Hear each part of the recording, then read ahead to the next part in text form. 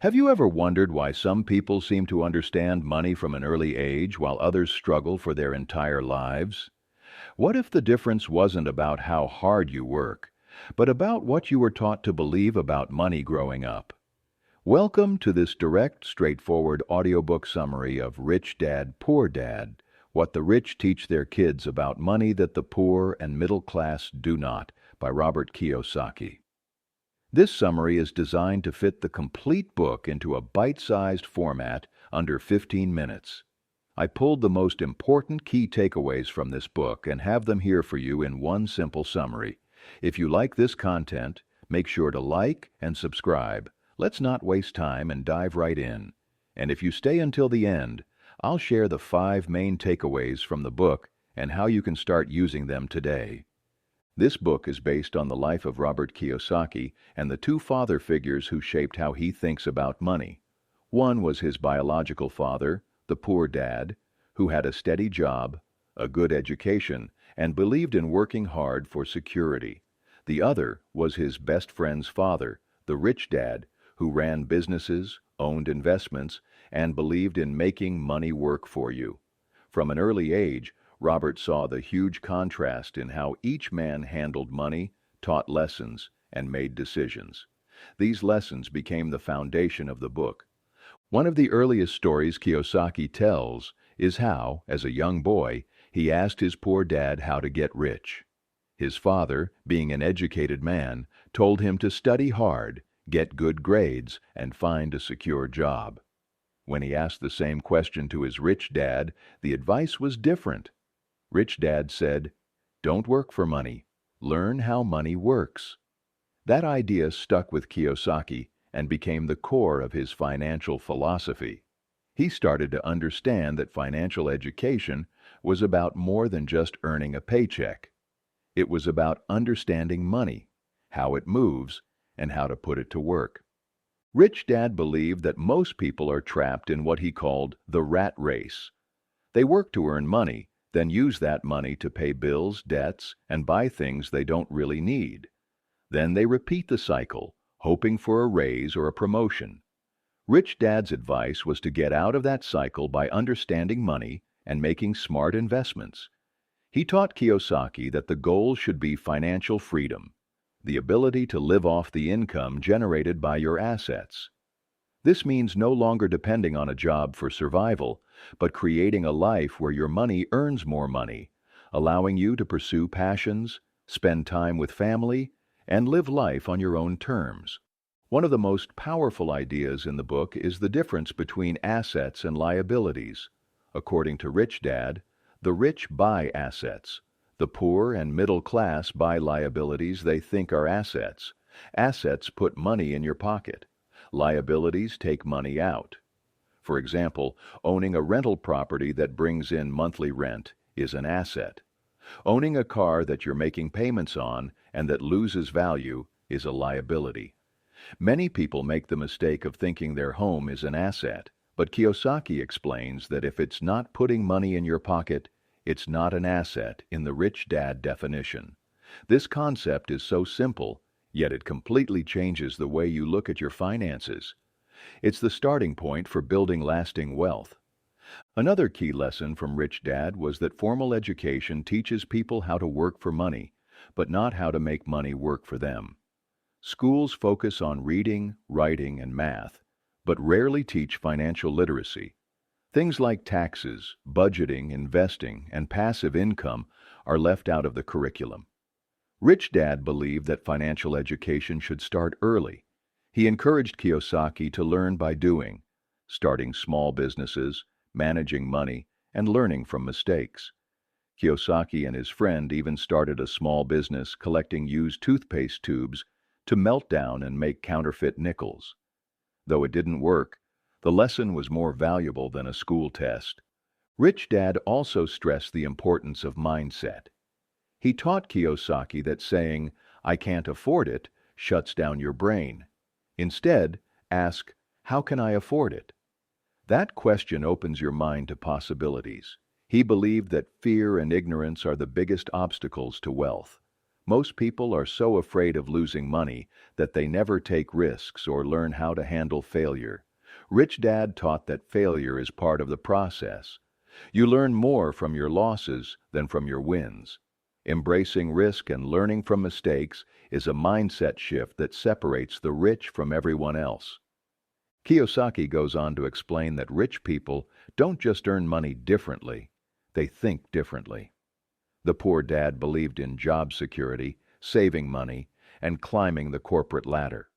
The rich dad believed in financial freedom, building businesses, and letting money work for you.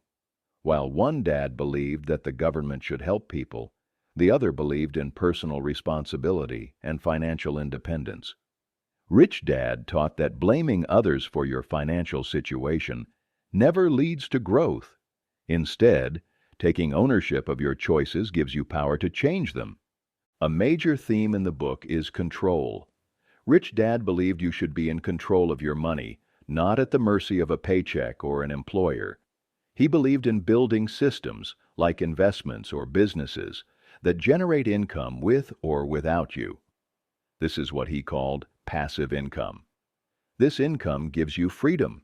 It's how the rich can take vacations, spend time with family, or retire early without worrying about running out of money. Kiyosaki emphasizes that creating passive income is not instant, but the earlier you start, the sooner you gain your freedom. Kiyosaki also talks about taxes and how the rich use the system to their advantage. He explains that the poor and middle class earn money, get taxed, and then live off what's left. The rich earn money, invest it, and then get taxed on what's left. They use corporations and investments to lower their tax burden legally. This might sound unfair, but it's really about knowing the rules of the game. Rich Dad taught that if you want to succeed financially, you have to learn the rules and play smart. Financial intelligence includes understanding tax laws, legal entities like LLCs and corporations, and how to structure income in ways that reduce tax liability. Throughout the book, Kiyosaki emphasizes taking action. It's not enough to just read about money or think about investing. You have to take steps, even small ones, to move forward. Start a side hustle. Save up and invest in something small. Learn from your mistakes and keep going. Rich Dad taught that financial freedom doesn't come from luck. It comes from preparation, knowledge, and courage. And that action often requires getting uncomfortable, talking to new people, facing financial truths, or making bold decisions. Another idea Kiyosaki shares is the importance of building businesses. Rich Dad taught that employees work for money, but entrepreneurs build systems that work for them. This doesn't mean everyone needs to quit their job, but Kiyosaki suggests that understanding business, even on a small scale, can give you better control over your financial future. This could be a side hustle, an online store, a service-based business, or even investments treated like a business. The book also addresses the importance of surrounding yourself with the right people. Rich Dad taught that if you want to be successful, spend time with people who understand money. Find mentors, ask questions, learn from their experiences. Don't take financial advice from someone who's broke. This idea is echoed in Kiyosaki's later work, but it starts here in Rich Dad, Poor Dad. Now, let's go through the 5 most important takeaways from the book and how you can start applying them today. First, understand the difference between assets and liabilities. This is the foundation of Rich Dad's lessons. Starting today, take a look at your own finances. Ask yourself, is this putting money in my pocket or taking it out? Begin shifting your spending toward assets, things that will make you money over time. Even small investments count. Second, invest in your financial education. Read books, watch videos, take a course, or follow financial mentors online. You don't need to go to school to learn how money works. You just need to commit to learning something every day. Make it a habit. The more you understand about money, the more confident you'll become. Third, create multiple income streams. Don't rely on just one paycheck. Start thinking about ways to earn passive income.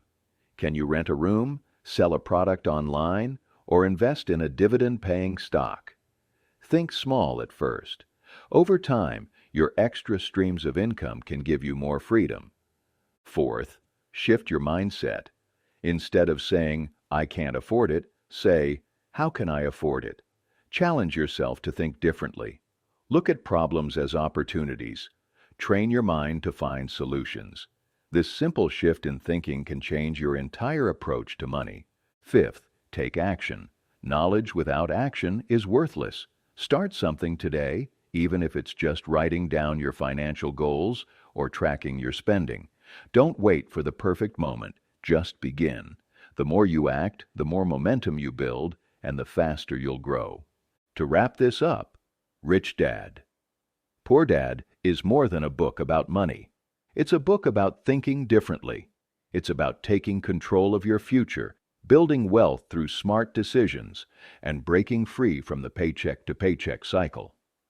The lessons from Rich Dad challenge the traditional way of looking at work, income, and education.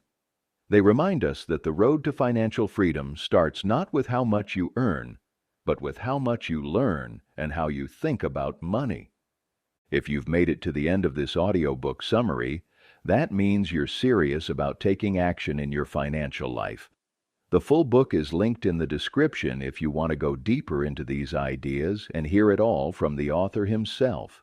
Don't forget to like and subscribe for more content like this. And if you listened all the way to the end, drop a comment that says, "Wealth starts here," so I know you were with me the whole way. I'll do my best to like every one of your comments. Until next time.